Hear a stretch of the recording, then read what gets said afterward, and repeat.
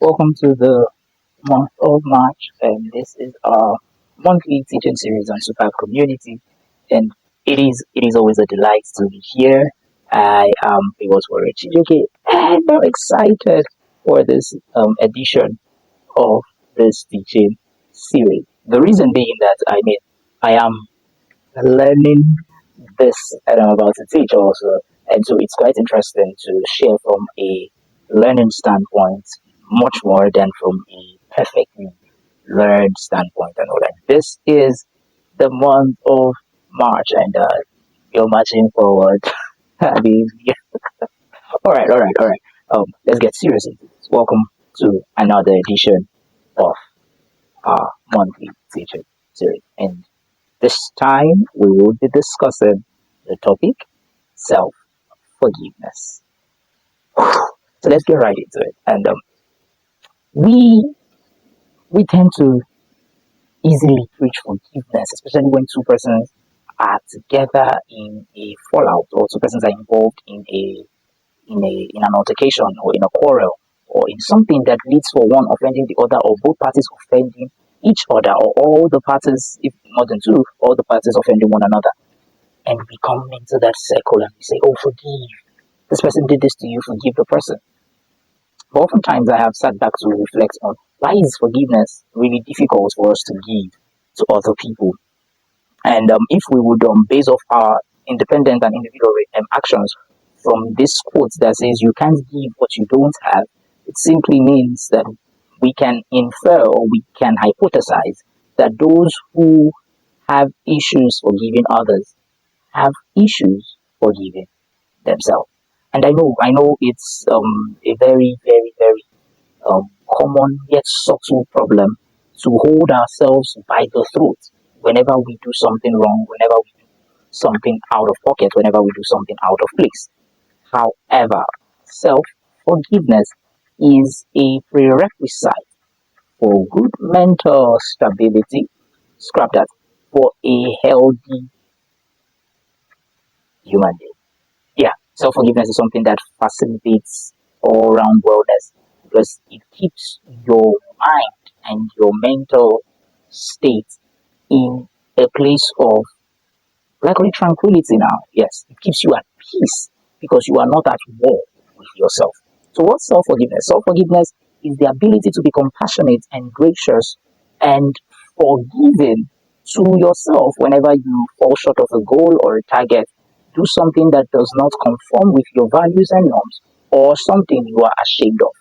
That guilt you feel as a result of erring or doing something out of place, self forgiveness is the remedy you administer to yourself for such a thing. Now let's get into the discussion for the month. Now, why am I teaching self forgiveness? The real problem with us as human beings is not what we tackle externally. Now, I know a lot of people would be wondering why did I start off with that line? The real problem with us is not what we tackle externally. I'll let you understand this. So, most of the time, the root cause of our many displayed behaviors are things that we can trace to the turmoil or the unrest we have inherently within us. When we're struggling with certain things on our inside, we tend to manifest them not literally, not physically, or not replicated just as it is within us, but we manifest this unrest and this discord or this distortion in different ways, in many different ways. And so when we meet persons who are easily offended, short circuited, and very avoidant as regarding relationship with people, we may want to trace what could have transpired in the life of this person, at what point did that transpire so that the person became this thing that the person currently is. And many a times, in cases where we find people who do not know how to handle offense, hurt, or offending, we find out that there is a huge problem with self forgiveness personality or possibility or ability within that individual. And it's a deep water that one may not even be able to use one video to address. So what's the problem with us when we do not have the ability to self forgive? So first off, I would want to state that no human being really has the capacity. to hold a grudge against themselves until they are taught to do so. And how are you taught to do so? Very, very simple. You're taught to do so by your upbringing and how you were corrected whenever you did something wrong. So, the thing about our actions and our inactions is that it is evaluated by others at a level in our life before we gain the ability to effectively evaluate. What do I mean? Right and wrong is not really an inherent concept in a human being. We learn right and wrong through the societal constructs where we were conditioned, the societal constructs of where we were conditioned, our morals, our values, upbringing, home training, things we were permitted to do, things we were not permitted to do. This is what builds our construct of what is morally acceptable and what is not morally acceptable. And you see, on the strength of this, we can begin to define what has become erroneous or what can be classified as an error, a mistake, a problem. This is why you need to learn self-forgiveness. Because some of us came from backgrounds that did not really endorse many things. So many things were treated very harshly.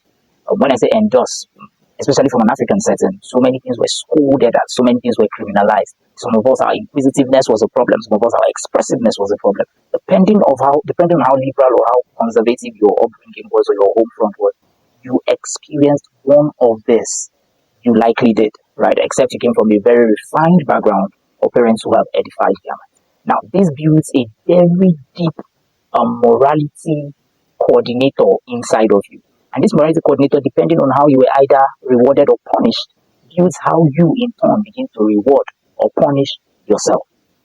So, what happens really? What happens? Why do I do something wrong and I can't let it out of my mind? Like I said, it's all dependent, or it has its roots rather to what and how you were, what was used and how you were corrected growing up. So if your wrongs were rehearsed to you over and over again, you are likely one who will hold yourself to very high standards and find it difficult to let go of your errors within yourself. If you were consistently reminded of your flaws, if you were consistently chastised for your flaws, if you were never forgiven, if you had parents who never forgive, that could remind you of something you did at age 2, that could tell you something you did at age 6, that could tell you something you did at age 10, any of those errors that children make and people let go of, if it was used to talk to you over and over and over and over again, you're likely to build such a construct that holds you to the throat, that doesn't let you let yourself be a human. And you know, one of the characteristics of humanity is that we are inherently flawed. And the inherent flaw in every human makes for mistakes. And there's something you must understand at this point, that mistakes are made mistakenly. And if you understand that mistakes are made mistakenly, you will realize that you can never, at no point, be 100% accurate, perfect, or spot on correct as long as you're in life. Why? Because even if in your own self you are correct, another person's disposition, it is a wrong. And if you're surrounded with other people who see what is right to you as a wrong, you would offend. And so you can't keep holding yourself up to top standards as you grow through life, as you evolve, because of this reason, that life is not all about you. So yes, I've jumped my script. But yes, life is not all about you. That's the first reason why you must begin to imbibe this thing called self-forgiveness. You're not all there is to life. The fact that you made a mistake does not mean everybody sees you as that. You are not a problem because you did one wrong thing, or because you got angry and you reacted to someone in a manner that was not comely or was not supposed to be. Doesn't mean that you are suddenly, or everyone else sees you as someone who is rude. Apologize and let yourself evolve. Everyone is learning, everyone makes mistakes. Life is not all about you, and you must have that enshrined in your mind that you will make flaws, you would make mistakes. Again, we don't plan for mistakes. So when you're planning against making mistakes, you will likely end up there, because mistakes are a result of our level of ignorance. Mistakes are a result of our level of oblivion. And mistakes are so that we can see what we need to know or what we need to know more about. Now, when you know that this is what mistakes exist for, it gives you a healthier mindset. Now, I didn't say when you are aware, I said when you know. Because when you know, you are fully in understanding that I am likely to do this thing, or I'm likely to do certain things that I do not know how to do. So I'm likely to do them wrong in the first attempt. I'm likely to do them not correctly in the first attempt. And This is something you must rehearse in yourself, that as long as I am learning through life, I am likely to do something out of place. And the entirety of life is a learning experience. The entirety of life is a learning experience. So I would submit to you today that yes, you're going to make mistakes. You're going to do things that will disappoint you. You'll do shameful things. Life will push you to points that you may actually betray your values and your own decisions. This happens. Nobody knows how to react in the face of a problem. You may never have wanted to deny that friend, but you suddenly had fear kicking and self-preservation took over your mind. And you have not built the die-hard behavior or the dire attitude to stand and be loyal. You haven't learned fully the tenets of loyalty. You have not been tested on how deep what you have learned. You denied the friend. Life happens. Yes, it's deep. Yes, you might have lost a friend, but you have two choices: either to stay stuck there regretting, or to repent. And what it means to repent is apologize for that. And if the person never wants to work with you, move on and you'll be a better person and a better friend. Such that if you are found in years to come, you're doing it better. Yes, you're doing it better. The second thing I want you to understand is every human being has something they're struggling with or they're trying to get better. There is actually no perfect person. And one thing you must do is embrace your imperfection. Now, I know that you were castigated, scolded, a lot of things were said to you growing up. They made you feel like you were the worst thing that ever existed after bad governance because of one wrong thing you did, maybe because you failed a course, or you failed a subject, or you failed an expectation. Hey, listen, conclude. Listen. You are not perfect, so is that person that is holding you to those high standards. So relax and admit your flaws. Be comfortable with your errors. Be comfortable with the likelihood of making mistakes. Do not carry yourself on too high an esteem that makes it impossible, or makes it appear as though it is impossible rather, for you to ever do something wrong. And please avoid people who hold you up to such high standards, who deny your humanity or who box you in to a particular cadre and make it difficult for you to be a human being. I mean, you could imagine people looking at Jesus getting angry because he has been a preacher. For crying out loud, he's a human being that has emotions, and if something displeases him, he can get angry. And the same with you.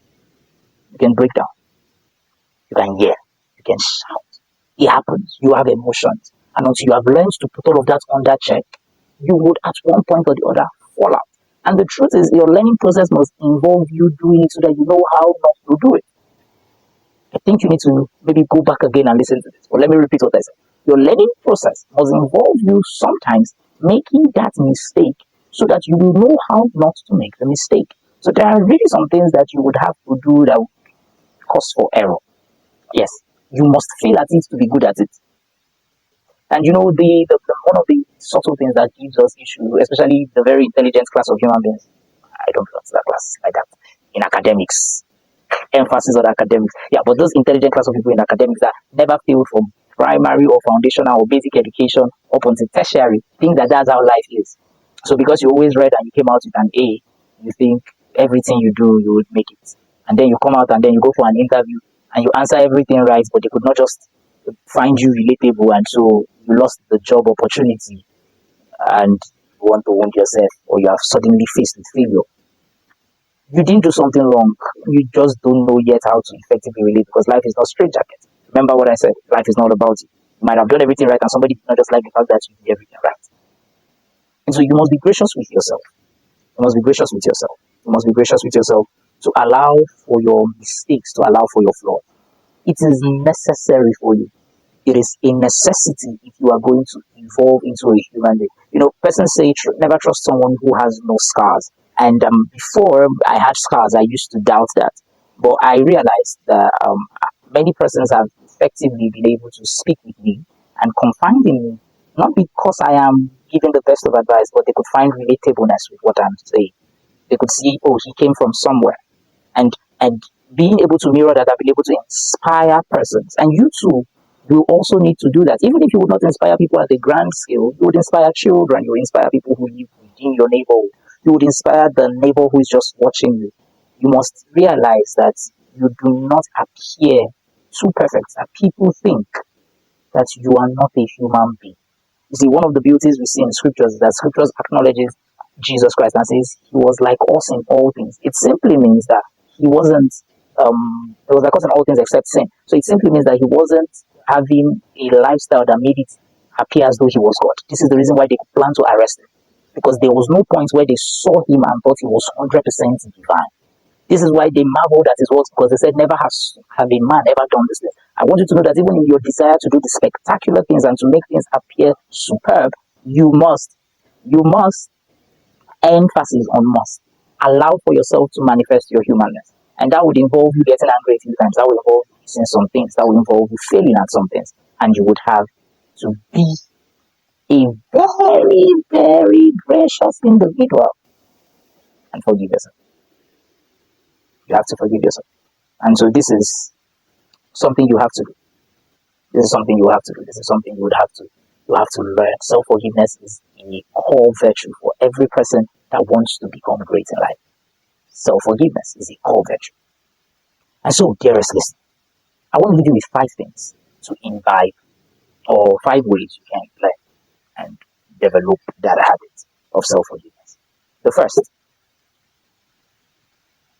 is to admit you are human and inherently flawed.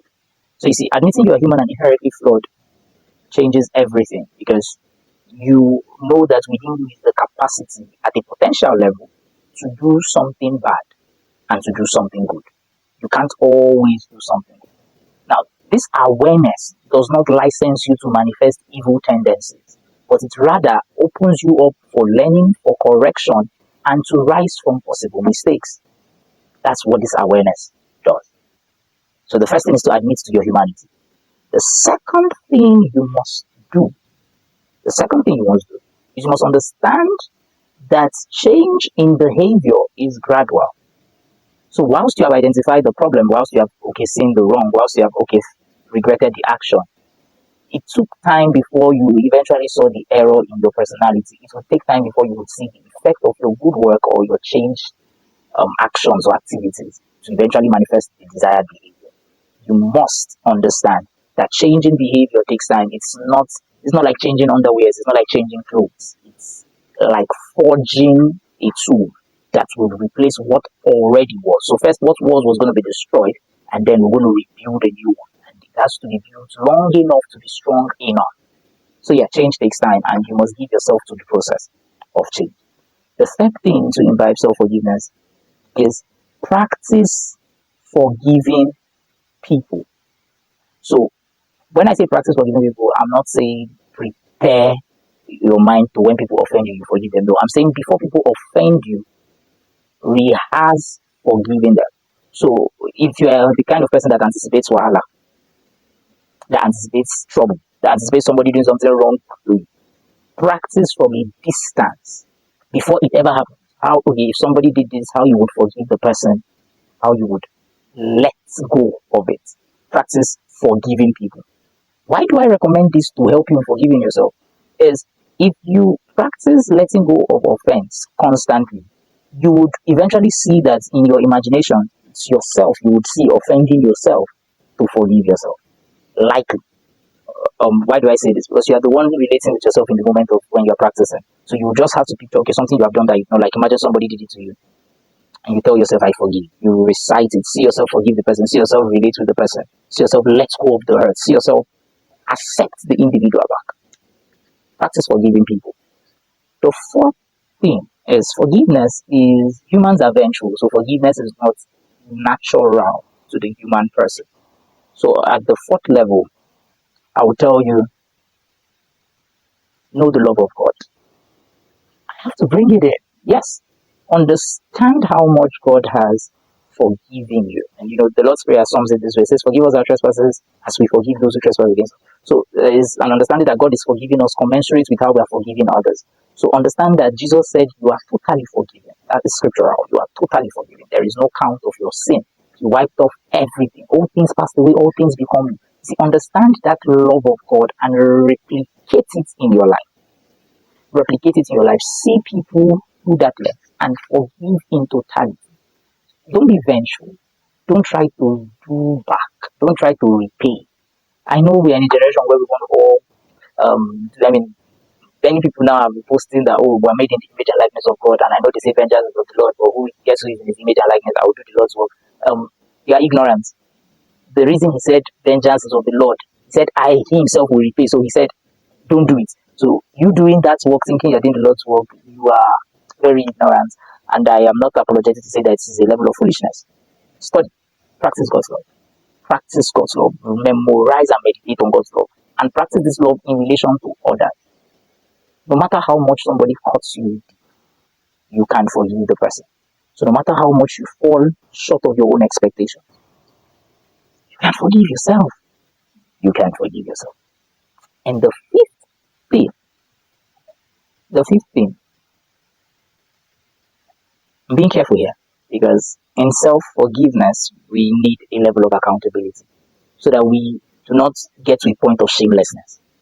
Because you can be so lenient with yourself because of FWC said we should forgive, and you suddenly everything you do, you just push it aside and you no longer take accountability.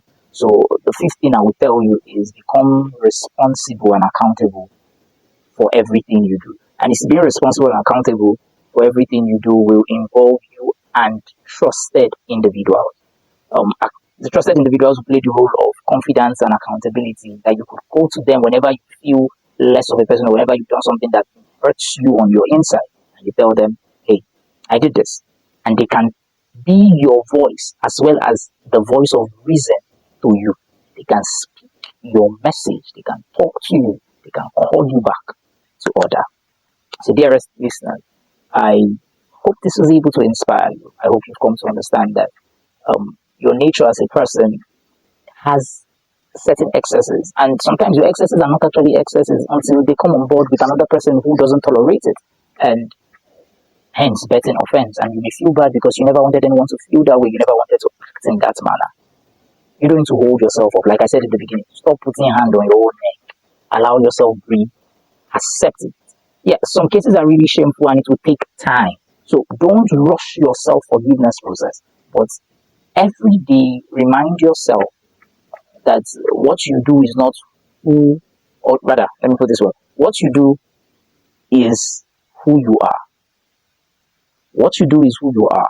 However, what you have done is not who you are.